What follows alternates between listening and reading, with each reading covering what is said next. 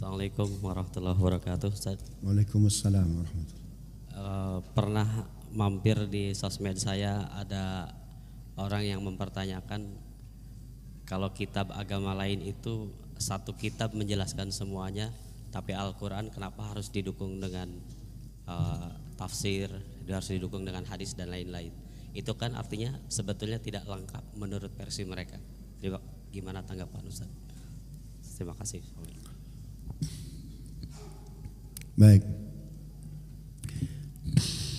Isa alaihissalam diundang jamuan oleh Herodotus. Undangannya siang, Kamis. Kata Herodotus, silakan makan, silakan minum. Oh, sorry, I am fasting. Saya lagi puasa.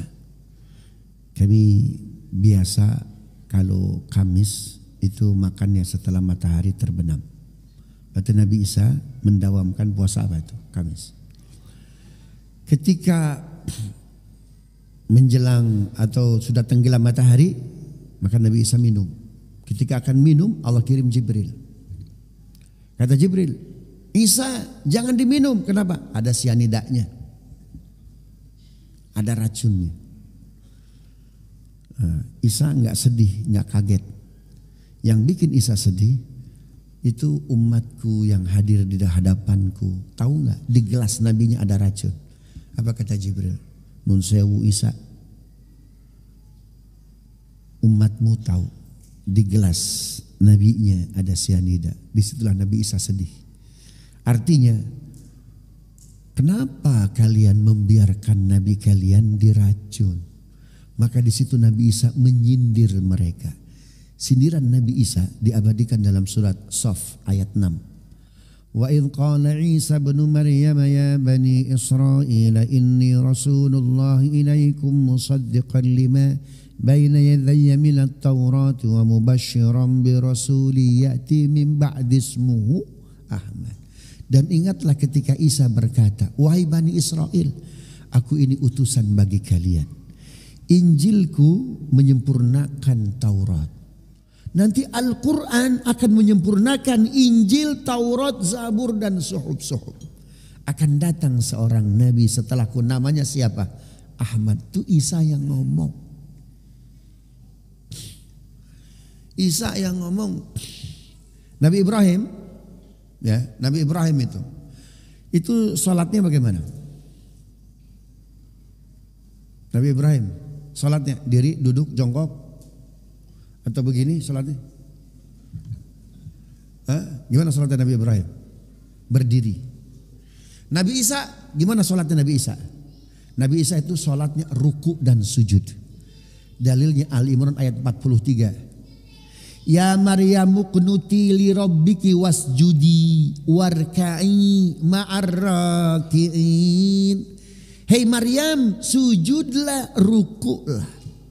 Sekarang yang Anda saksikan, yang kita saksikan, mereka sholatnya ruku atau sujud? Tapi apa? Kok berdiri? Ya, Bani Israel, Nabi Isa, umatnya sholatnya ruku dan sujud. Faktanya hari ini sholatnya duduk. Paham tidak? Dalam Islam ada berdirinya, ada rukunya, ada sujudnya. Menyempurnakan enggak? Menyempurnakan. Subhanallah. Kenapa Al-Quran itu dipahaminya mesti totalitas? Mesti baca tafsir ini, tafsir itu. Kalau kitab suci yang lain cukup dari situ. Paham enggak? Berarti Quran enggak sempurna dong. Justru karena Al-Quran ini ceruknya luar biasa luas. Coba Al-Quran, ya, jangankan antara orang non-Arab dengan orang Arab. Antara orang Arab aja itu memaknainya beda-beda. Tapi tujuannya sama. Contoh, antara tafsir Al-Manar Rashid Ridho, ya, dengan tafsir Al-Qudama ulama klasik. Tafsir ulama klasik bahwa ketika Musa disuruh apa itu? Wadrib bi asokal hajar. Atau iya, wadrib, pukulkan tongkatmu ke mana itu? Ke laut. Lautnya terjadi apa itu? Terbelah. Itu tafsir klasik. Tapi Rashid Ridho dalam Al-Manar, ketika Musa memukulkan tongkatnya, itu laut bukan terbelah, tapi apa? Membeku. Dan keduanya secara etimologis dibenarkan. Kalau terbelah itu tafsir klasik, sehingga apa itu? Nabi Musa, Bani Israel bisa lewat selamat.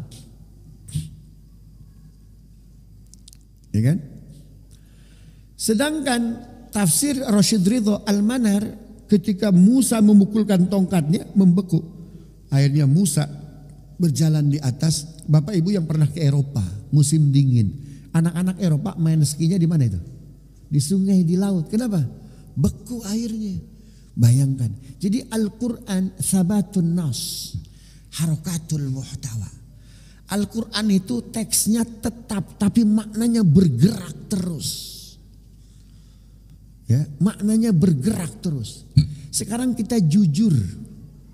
Ya, sekarang kita jujur kepada kitab suci kita. Al-Quran mengharamkan babi. Ada nggak kitab suci yang menghalalkan babi? Ada nggak? Nggak ada. Tapi faktanya ada yang makan, ada yang nggak makan. Ada Ustadz rendang babi. Apa ya, betul tuh. Subhanallah. Ya, saya di departemen di kampus, Pak. Ya, qadarullah di departemen linguistik. Bukan hanya muslim, non muslim menjadikan Al-Quran sebagai objek penelitian.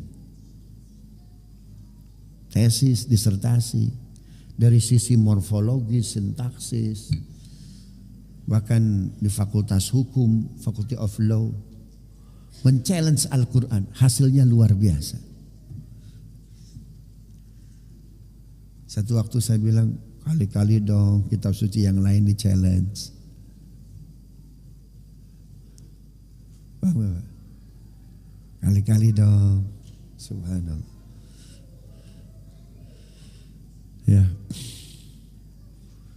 Ada seorang penulis indeks hadis, Pak, namanya Ajewen Sink.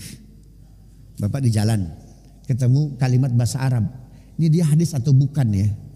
Kalau dia hadis, dari kitab apa? Siapa perawinya? Itu yang menyusun, Pak, Takhrij al-Ahadits non muslim, namanya Ajewen Sink dari Leiden University.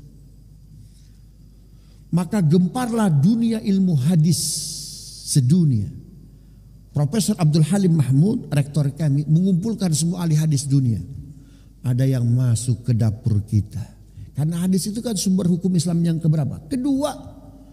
Ada yang nulis indeks hadis, tapi non muslim dia. Namun setelah saya baca, nggak ada penyimpangan, nggak ada distorsi. Apa kata peserta konferensi? Gini aja deh, yang nulis indeks hadis suruh panggil dia, diberangkatkan dari Leiden. Subhanallah. Ditanya, kenapa Anda meneliti hadis Nabi? Itu kan sumber hukum kami yang kedua. Betul. Saya sebetulnya menulis itu, riset itu untuk mencari tikungan tajam. Orang-orang yang mencari kelemahan Islam itu biasa kita sebut sebagai apa? Ahli ketimuran atau apa? Orientalis. Saya ingin mencari tikungan tajam, tapi ketika saya mendapatkan hadis Nabi, nasihat Nabi kepada dua sahabat, satu senior, satu junior. Mungkin dalilnya itu, Pak, mengambil yang senior betul, mengambil yang junior betul. Nabi mengutus dua sahabat senior betul, junior betul, jadi gubernur Yaman Utara dan Yaman Selatan. Apa nasihat Nabi? Yassira wala tu'assira, basyira wala tunaffir. Kalian kalau jadi gubernur, permudah urusan orang, jangan persulit. Kalian jadi gubernur, bahagiakan warga, jangan takut-takuti warga. Maka ajawen sing dia berpikir, Pak, Islam itu terlalu modern. Bukankah mempermudah yang sulit? Ini good government, good governance, Pak. Jadi Islam itu luar biasa berbicara terkait tata kelola birokrasi, administrasi. Itu baru hadis, belum Qur'annya. Waktu COVID kemarin saya nulis buku Fikih COVID-19, Pak. Atas izin Allah ada puluhan sahabat-sahabat kami dari Fakultas Kedokteran yang convert to Islam. Satu-satunya kitab suci yang fasih membahas wabah, Pak, cuma Quran. Ya, social distancing itu bahasa Quran, Pak.